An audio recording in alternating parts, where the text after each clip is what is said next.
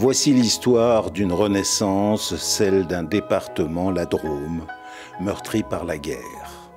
De nombreux combats s'y sont déroulés, particulièrement en 1944.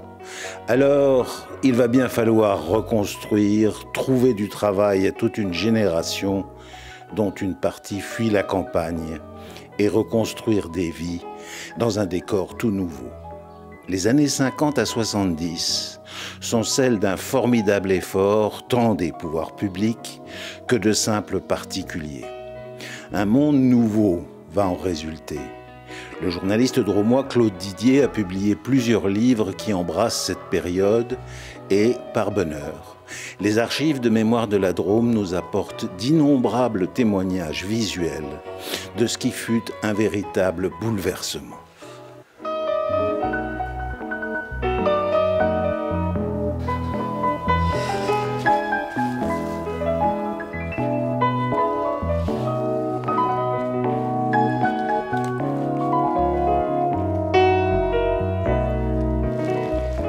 Si je prends l'exemple de Saillant, vous avez l'usine Naef à Saillant qui employait jusqu'à 400 ouvrières et ouvriers. Je ne l'ai pas connu parce que je ne suis pas natif de Saillant, mais mon épouse, mes beaux-parents ou des amis que j'ai sur Saillant m'ont rapporté maintes fois l'extraordinaire spectacle en fait qu'offraient tous ces ouvrières et ouvriers lorsque l'usine se fermait à la tombée du jour et qu'ils descendaient la grande rue à Saillant. C'était noir de monde. Et ça a perduré quand même jusqu'au début des années 60. Donc il y avait une forte industrie qui avait d'ailleurs des répercussions collatérales, parce qu'à Saillant, les maisons sont souvent construites, on constatera, en hauteur. Et qu'est-ce qui se passait? C'était que dans les combles, en fait, les gens avaient de l'élevage du ver à soie, c'était directement lié à ça, et c'était un revenu complémentaire pour eux. Donc non seulement il y avait l'usine de tissage, mais il y avait aussi l'élevage du ver à soie, et ça faisait vivre énormément de gens à côté. Et ça, c'est jusqu'aux années 60. C'est pour ça que je dis qu'il n'y a pas de rupture brutale. Par contre, le jour où l'usine Naef a fermé à Saillant, là, ça a été une vraie catastrophe. Là. Les possibilités d'emploi vont attirer non seulement une main-d'œuvre locale, mais aussi des travailleurs étrangers. Sur Saillant, mais pas que sur Saillant, il y a eu beaucoup d'Italiens. Lorsqu'on regarde autour, juste au-dessus de chez moi, vous avez des charbonnières qui sont des restes de l'endroit où on fabriquait le charbon de bois, où les Italiens excellaient donc dans ce domaine. Et donc il y a eu beaucoup d'Italiens. Il y a combien de noms d'origine italienne sur Saillant? Il y en a énormément parce qu'ils se sont installés. Et puis ils ont courtisé les jeunes Saillançonnes et ils se sont mariés, ils ont eu des enfants.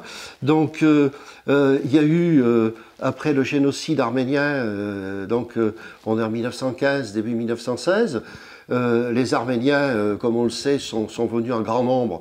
Enfin, au départ de Marseille, ils ont remonté la vallée du Rhône. On en a retrouvé beaucoup à Valence. Mais des Arméniens, des familles arméniennes, elles ont aussi trouvé souche à Oust-sur-Scie, à Cré, à Saillant. Il y a eu des Arméniens dans les années 50, quand les industries se sont remises à fonctionner. C'est Valence, c'est les grands centres, c'est Valence, c'est Montélimar, c'est Romans qui ont attiré à elles toutes ces reconstructions. Et c'est là où on a connu une forte exode rurale, où les jeunes ruraux, alors pour nous, par exemple, c'est le Diois, mais il y a aussi beaucoup de jeunes Ardéchois, sont venus là où il y avait du travail, en dehors de l'agriculture, c'est-à-dire où ils prenaient la succession des parents, parfois des grands-parents. Pendant la guerre, les hommes, ils étaient au combat. Qui faisait tourner la ferme? C'était les parents et puis les épouses. Or, après la guerre, eh bien, beaucoup d'hommes sont tombés au combat, et quand on arrive, eh bien, on s'aperçoit que les successions, elles passent directement des grands-parents aux petits-enfants. D'où l'idée, d'ailleurs, à Vercheny de Robert Ardouin, entre autres, de créer cette union des jeunes viticulteurs récoltants où il associe tous ces jeunes, il essaye de les rassembler en disant ne restez pas séparés. En gros, c'était ça le message, ne restez pas séparés, rassemblez-vous, unissez vos forces. Et donc ça a donné la cave qui continue qui perdure maintenant. Alors il y a l'arrivée du tracteur, il y a aussi le choix de ce qu'on va planter. Est-ce qu'on plante des pommiers, est-ce qu'on plante de la lavande, en fonction d'eux. Moi, ce que je retiens dans le secteur qui nous intéresse, mais d'une manière générale dans la Drôme, c'est que vous n'avez pas d'immenses propriétés. Et pour moi, les agriculteurs drômois, ils sont restés, je veux dire, très attachés à leur terrain. On n'est pas dans la productivité qu'on peut connaître ailleurs, dans d'autres régions de France. Là, vraiment, on est sur de petites terres et avec des gens qui s'entraident. C'était ça la vie à l'époque. Quand il y en avait un qui fauchait, eh bien, ou qu'il fallait battre le blé ou autre, les autres venaient et ça donnait lieu à des rassemblements amicaux entre voisins où on venait s'épauler en fait pour tuer le cochon. C'était la même chose. Et je pense qu'il y avait une vie sociale qui était faite de solidarité. Et là encore, on ne demandait pas aux gens pour qui ils votaient, on ne leur demandait pas s'ils étaient catholiques, protestants, n'importe quoi. Je veux dire, voilà, ils étaient là, c'était des voisins, peu importe ce qu'ils pensaient. Ce qui les unissait, c'était en fait le terroir, leur amour de la terre.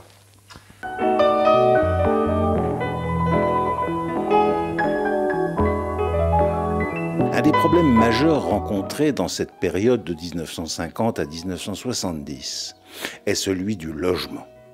On était avant-guerre dans un monde largement rural. Mais voilà que, partout, s'agrandissent les villes. On cherche à résorber les bidonvilles. À Valence, par exemple, va naître la Manu, un local propriété de l'évêché qui sera aussi le lieu d'une expérience sociale. Il y a une grande pauvreté, il n'y a pas de quoi se loger, les gens vivent dans des taudis encore. Faut quand même pas oublier que l'électricité, par exemple, les 2 dernières communes qui ont été électrifiées ici dans la Drôme, c'est La Chaudière et Chastel-Arnaud, 1957. Dans les années 50, il n'y a toujours pas d'égouts dans les rues de Valence. Les égouts passent à côté des trottoirs. Bon, parfois, il faut quand même se souvenir de ça. Et donc, les gens vivent souvent dans des taudis. Et donc, l'évêque, pour faire face à la descente, notamment des jeunes Diois et des Ardéchois, qui viennent chercher du travail dans les usines à Valence, ils ne savent pas où loger.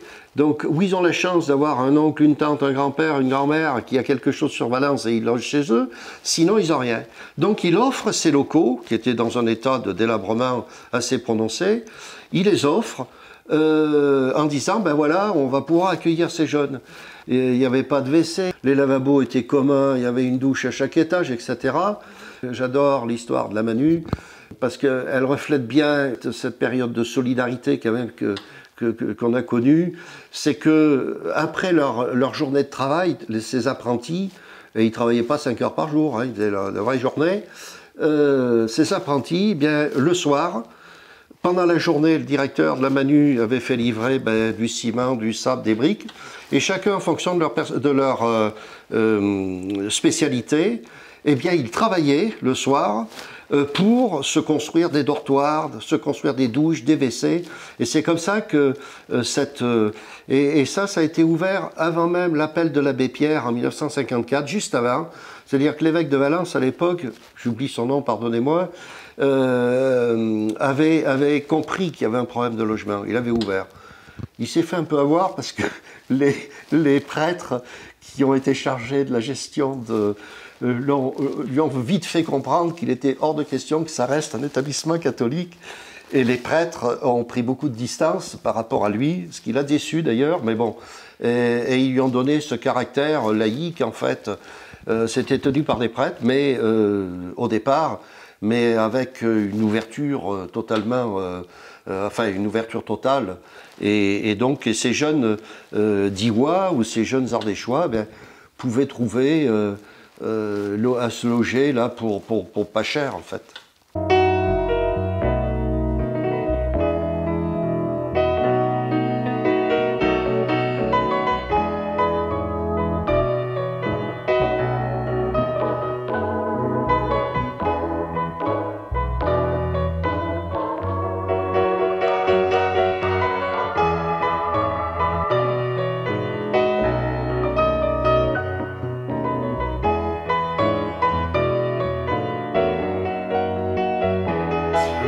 construction de l'autoroute A7, elle a eu plusieurs conséquences.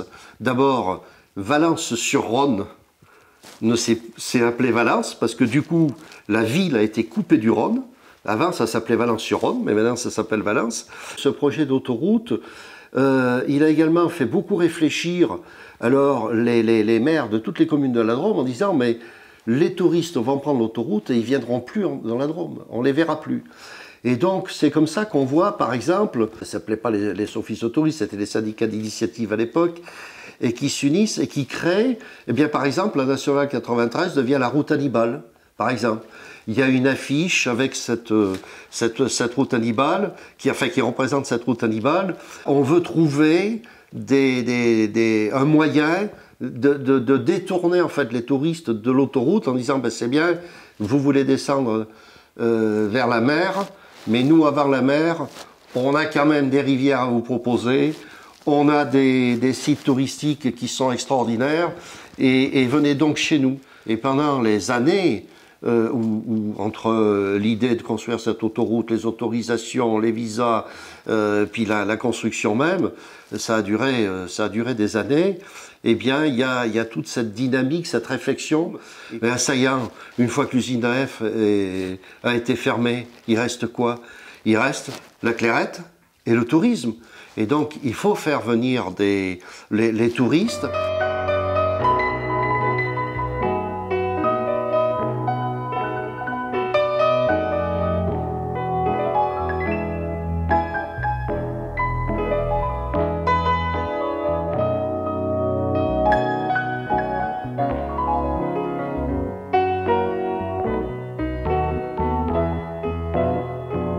On va travailler la route des Grands Goulets pour donner accès au Vercors, parce qu'il faut permettre aux gens, il faut les attirer. Il y a d'abord la liaison Lyon-Vienne, après il y a Vienne-Valence, Valence-Nord, après il y a la rocade donc, qui longe le Rhône et qui rejoint Valence-Nord, Valence-Sud, puis après elle se poursuit. C'est un immense chantier, ce sont des engins, des dizaines d'engins qui fouillent, etc. Mais c'est aussi, pour moi, qui ai beaucoup vécu à Valence, c'est la nostalgie. Moi, quand j'étais enfant, on allait au bord du Rhône. On faisait le Champ de Mars, le parc Jouvet, on était au bord du Rhône. Et il y avait la vieille ville. Et c'est aussi la démolition de toute une partie du vieux Valence, le long du Rhône, pour faire passer la rocade. Ça a disparu, d'où le fait que c'est plus Valence-sur-Rhône, mais Valence. Et puis... du coup, les Valentinois, ils ont été quand même coupés de leur fleuve. Et avant, les Valentinois allaient se promener le long du fleuve, et ils y vont moins. Puisque nous en sommes aux années 60, il y a quand même un événement, c'est l'apparition du nucléaire. Oui, alors là, ça concerne plutôt le sud de la Drôme, donc on est sur les communes de Pierrelatte et de Saint-Paul-Trois-Châteaux. Et il est sûr qu'à l'époque, quand le général de Gaulle voulait que la France soit indépendante, et pour ça, il fallait passer par le nucléaire. Alors ça a complètement changé, par contre, les paysages de Pierrelatte et de Saint-Paul-Trois-Châteaux, parce qu'ils ont été obligés de construire des maisons pour accueillir les salariés qui allaient être embauchés, etc. Et c'est vrai que c'est l'exemple typique où une industrie peut complètement bouleverser le paysage et la physionomie d'une commune. Pierrelatte est devenue une grande commune à partir de ce moment-là, quoi. Non seulement ça a apporté des habitants, ça y a amené des habitants avec la construction de quartiers, mais ça a apporté surtout ce qui existait à l'époque, c'était une taxe professionnelle conséquente, et une taxe professionnelle qui a permis à ces deux communes de pouvoir prospérer de manière intéressante, quoi. L'homme fort du département pendant ces années où il fallait tenir la barre avec fermeté sera pour beaucoup le socialiste Maurice Pic, sénateur-maire de Montélimar. C'est vrai qu'il avait une pratique un peu autoritaire, c'est peut-être un grand mot, mais en tout cas bien personnel. Alors il était socialiste, mais pour moi, le département de la Drôme, pendant longtemps, quels que soient les présidents qui se sont succédés d'ailleurs, il y avait, alors pardonnez-moi là, mais... il y avait un peu cet esprit Ratsock, quoi. C'est-à-dire, bon, on fait la synthèse. On a chacun nos idées, on se bat pour les élections, chacun défend son idée, mais après, on est élu, et par exemple, pour reprendre Maurice Pic, on est élu dans la Drôme, voilà, on travaille tous pour la Drôme, Et à ma connaissance, je peux me tromper, mais à ma connaissance, j'ai jamais vu, j'ai jamais entendu dire que Maurice Pic, par exemple, ait noyauté un projet parce que ça concernait un adversaire politique ou autre. Je crois qu'il y avait quand même la main tendue. C'est des gens qui avaient leurs idées, leurs convictions, qui les défendaient, mais qui ensuite, lorsqu'ils étaient à ce niveau de responsabilité, savaient quand même se retrouver, quoi.